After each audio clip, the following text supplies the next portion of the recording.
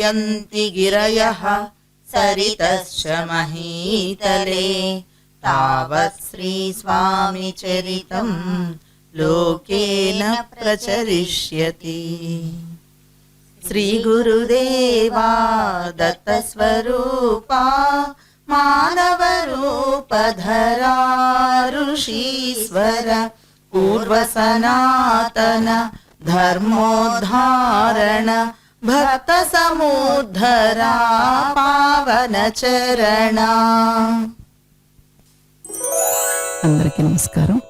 స్వామి భక్తుల సత్సంగానికి శుభాహ్వానం పలుకుతూ స్వామివారి చేత బ్రాహ్మణామె అని శబరిమాత అని ఎన్నో విధాలుగా ప్రశంసలు అందుకున్న ఒకేవ గురించి తెలుసుకుంటూ వస్తున్నాము. శనివారం నాటి సత్సంగానికి, స్వామి సత్సంగానికి, స్వామి భక్తుల సత్సంగానికి, ఒక్కెమ్మ సత్సంగానికి శుభాహ్వానం. ఎవరైనా మానవజాతి చరిత్రలో మహాత్ముల గురించి గన ప్రత్యేకంగా ప్రస్తావిస్తూ వస్తే తప్పనిసరిగా ఒక అధ్యాయం కేటాయించవలసిన వారు వెంకయ్య స్వామి. ఎందుకనంటే ఆయన పేదల పక్షం, దీనుల పక్షం, నిర్ధనుల పక్షం, తెలివిలేని వాళ్ళ పక్షం, అజ్ఞానుల పక్షం, అవస్థలు పడే కూలిజనం పక్షం, నిరుపేదల నారాయణుడు ఆయన. అందుకే ఆయన వేదాంత ప్రబోధాలు ఏమీ చేయకుండా ప్రాచీన భారతీయ ఋషి విధానానికి నిలువెత్తు నిదర్శనంగా నిలిచిపోయారు. ఆయన నెల్లూరు వీధిలో నడిచినా, గొలగుముడిలో గుండం వేసినా, ఎక్కడున్నా ఏవైనా సరే ఆయన ప్రతి కదలికలో, శ్వాసలో, శ్వాసకాధారమైన ప్రాణచలనంలో మహాద్భుత దివ్య దర్శన ఛాయతో ప్రకాశమానమైన దివ్య ప్రభాభాసితమైన అంతరంగం ఆయనది. స్వామి ఎలా ఉండేవారంటే ఒక పల్లె జనం, మన పల్లెల్లో ఇళ్లల్లో తాతలు ఉంటారు, వారిలాగా ఉంటాడు ఆయన. ఆయన ఎప్పుడు చూసినా మా ఇళ్లలో తాతలా ఉండేవారు ఆయన. మాస్టర్ చెప్పినందువల్ల ఆయన అవధూత తాత అనుకునేవాళ్ళం. అందుకని ఒళ్ళు దగ్గర పెట్టుకొని ప్రవర్తించేవాళ్ళం. ఎందుకంటే మన ఇంట్లో తాతల్ని ఏమైనా అనుకోవచ్చు, అక్కడ ఆయన అలా అనుకోవటానికిలే. ఎందుకని? మన అంతరంగం ఆయనకి విస్పష్టం. అందుకు మనకెన్నో అనుభవాలు, రుజువులు ఉన్నాయి. తిరుమల శెట్టి వెంకయ్య ఏం చెప్పారంటే, కోనేటి కట్ట దగ్గరికి ఒకేవ వెళ్ళి సన్నటి ఆకులు, చిన్న కాడలుండే ఆకు ఒక గంప నిండా తెచ్చేదని, అవి వలవటం కానీ కొయ్యటం కానీ చాలా కష్టము. ఆమె ఎంతో శ్రద్ధగా వాటిని తీసుకొచ్చేవారని ఆయన చెప్పారు. కోటి తీర్థం గోపాలయ్య అయితే స్వామి దగ్గరికి వచ్చిన మొదట్లో కొందరు చాలా భక్తిగా ఉంటారు, ఆ భక్తిని చివరి క్షణం వరకు నిలుపుకోలేరు. కానీ తులసవ్వ, ఒక్కెవ్వ, సోంపల్లి రామానాయుడు వీళ్ళు మాత్రం మొదట వచ్చినట్లుగానే చివరి క్షణం వరకు స్వామి పట్ల చాలా శ్రద్ధగా భక్తిగా ఉన్నారని ఈ గోపాలయ్య ద్వారా తెలిసింది. మాకాని వెంకట్రావు గారైతే ఒక్కెవ్వ ఊర్లో పాల కోసం వెళ్ళి దాన్ని తెచ్చి స్వామివారికి శ్రద్ధగా సన్న మంట మీద రాగి జావ కాసిచ్చేదని ఈయన ద్వారా తెలిసింది. ఇట్లా ప్రతి ఒక్కరూ అవ్వ గురించి మంచిగానే చెప్పారు. నిరుపేదలలో నిరుపేదలలో నిరుపేదలలో ఒక నిరుపేదగా అమ్మని చెప్పుకోవచ్చు. ఎవరిని? ఒక్కెవ్వను. ఎందుకని? ఒక మనిషికి ధనానికి నిరుపేద ఉంటారు, కులానికి నిరుపేద ఉంటారు, పరిస్థితులకు నిరుపేద ఉంటారు. ఇలా ఎన్నో రకాల పేదరికాలు ఉంటాయి. అవన్నీ కలగలిసిన పేదరికానికి ప్రత్యక్ష రూపం మన అవ్వ. ఎవరు? ఒక్కెవ్వ. ఆమెను ఉద్ధరించటంలో, ఆమె అంతరంగం మహాశుద్ధంగా మారటంలో స్వామి సాన్నిధ్యపు గొప్పతనం ఉంది.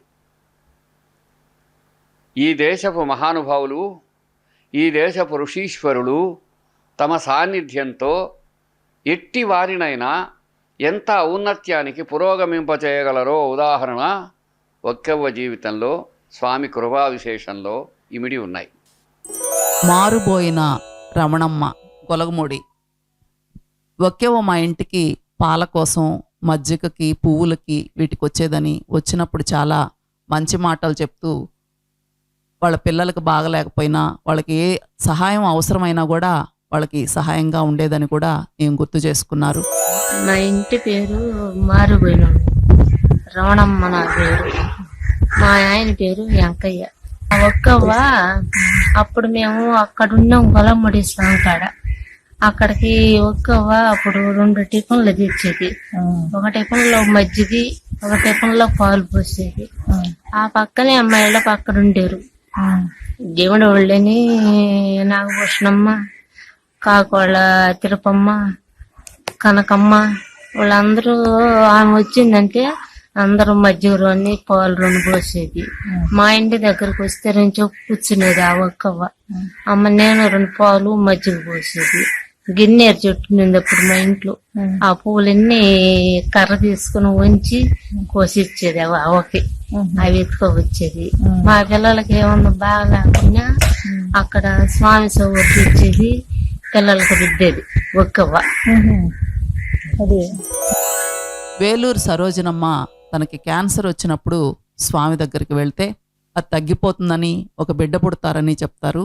ఆ కేశవ్ పుట్టినప్పుడు చిన్న వయసులో బాగా అనారోగ్యంగా చెడిగా ఉన్నప్పుడు స్వామి దగ్గరికి తీసుకెళ్తే ఆ రోజు తొలేకాదశి అని స్వామివారు ఒక్కెవని పిలిచి ఆ బిడ్డకు ఆహారం పెట్టమన్నారని, ఆ రోజు పేలపిండి దోశ అవి ఒక్కెవ తినిపించిందని, ఆ తర్వాత ఆ బిడ్డకు బాగున్నారు అని ఆమె గుర్తు చేసుకున్నారు. పెద్ద అమ్మాయి పుట్టినప్పుడు ఆమె పేరేంటి? రవణమ్మ. అయ్యో, అమ్మాయి పుట్టినప్పుడు ఈ పక్క వైపు గడ్డాలు వేసింది. ఈ వాళ్ళు వీళ్ళు ఆకులు కట్టి అన్ని చేసి రామచంద్రారెడ్డి హాస్పిటల్ పోయినారు. రామచంద్రరెడ్డి హాస్పిటల్ పోతే ఈ భాగం ఎత్తేయాలని నేను ఒప్పుకోలేదు. ఇంటికి వచ్చి మద్రాసు తీసుకుపోయినారు. అక్కడ మాత్రం క్యాన్సర్ అని ఆపరేషన్ చేసిండ్రు.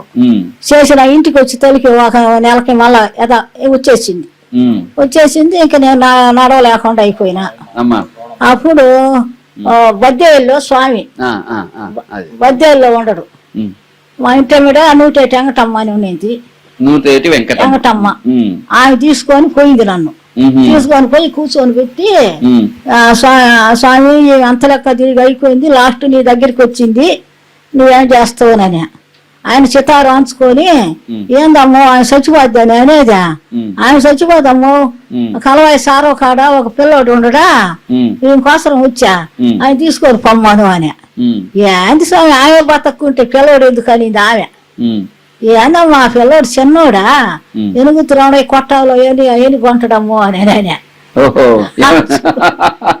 అవన్నీ కొట్టాడని. పుట్టని బిడ్డకు ఏం కొంటాడో చెప్పారు. 20 సంవత్సరాలు ఎక్కడింటే అక్కడికి పోయేదాన్ని నేను. యాడని నడిచి ఛార్జీలు కూడా గడ్డికి పోయేది, గంపాడు వారేసేది పోయేదాన్నే నేను. స్వామి ఆడున్నాడంటే ఆడ పోయి 1.5 సంవత్సరానికి పుట్టిండు. అది బాగా పుట్టినాక అదే పాలు బాలిక అది వస్తా ఉన్నింది. ఏందో నాకు బాధగా ఉండి ఒకరోజు ఆడ ముదిగేటి కాడ ఉంటే ఎత్తుకోకపోయినా. ముదిగేట్లో అక్కి వెంకటకృష్ణారెడ్డి వచ్చే ఎత్తుకోకపోయి, ఏంది స్వామి నా వీడితో యాగలేకుండా ఉండని కోపంగా అటు కూర్చొని పెట్టినా. అబ్బా ఆయన ఎంత బాధపడి, అమ్మో చింతాకంత మాట అన్నోళ్ళు భూమి మీద ఉంటారా, నువ్వేమన్నా అంటవేమే, వడ్డీతో కూడా వస్తుంది అని నాయనండు. ఆమెను ఒక్కమ్మని ఒక ఆమె ఉండదు, రాగి జావ కాస్తుంది స్వామికి. ఆమె ఒక్కమ్మ ఈ అబ్బాయికి ఏమన్నా అంత తెచ్చిపెట్టమ్మా అని. ఏమంది స్వామి ఆకాశి దయాలా అంత పేలపెట్టి అది తెచ్చిపెట్టింది. అన్నాడు, అడిగాడు. ఆ ఒక్కమ్మకు బదులు రమ్మని అడిగాడు. అడిగితే తగులాడుతుండ్రంటే కళ్ళు మూసుకొని దోసుకొని రమ్మంటాడు. చెప్తాడు స్వామి. మీకు ఒకటి తెలుసా, మీరు గన ఆ విధంగా గన అప్పుడు వెళ్ళగలిగితే మీరు ఈ జన్మలోనే మరో మహనీయమూర్తి అయి ఉండేవాడు. అయితే మీరేం నష్టపోరు. ఇప్పుడు మీరున్నంత కాలం ప్రతిరోజు కొద్దిసేపైనా మీరు మొట్టమొదట ఆ స్వామిని తలుచుకోండి. తర్వాత మీ ఆయనలో, నీ బిడ్డల్లో, నీ కుటుంబంలో, నీకు ఎదురైన మనుషులలో వెంకటేశ్వర స్వామి ఉన్నాడని తలుచుకో. ఆమె చుట్టూ ఉండే సమాజానికి విభిన్నమైన ప్రతీకగా మిగిలింది. ఎలా అంటే అందరూ ఇష్టపడతారు ఆమెని. ఆమె ఏం చేస్తుంది, ఆ షిరిడి సాయిబాబా చెప్పినట్టు ఎప్పుడు పనన్నా చేస్తుంది, లేకపోతే భగవన్నామం అన్నా చేస్తుంది, ఖాళీగా అయితే ఉండదు. మనం ఎన్నోసార్లు చూసామని స్వచ్ఛంగా శుభ్రంగా ఎక్కడో ఒక మూల కూర్చొని కళ్ళు మూసుకునన్నా ఉంటుంది, లేకపోతే స్వామికి జావగాస్తునన్నా ఉంటుంది, లేదు ఆ ఆశ్రమ ప్రాంతం ఎక్కడన్నా ఏదో చిమ్ముతూనో వంగిన నడుముతో వంగని మనోనిశ్చయంతో ఎప్పుడు ఏదో పని చేస్తూ ఉంటుంది. పనికి ప్రతీక అవ్వ. నారాయణ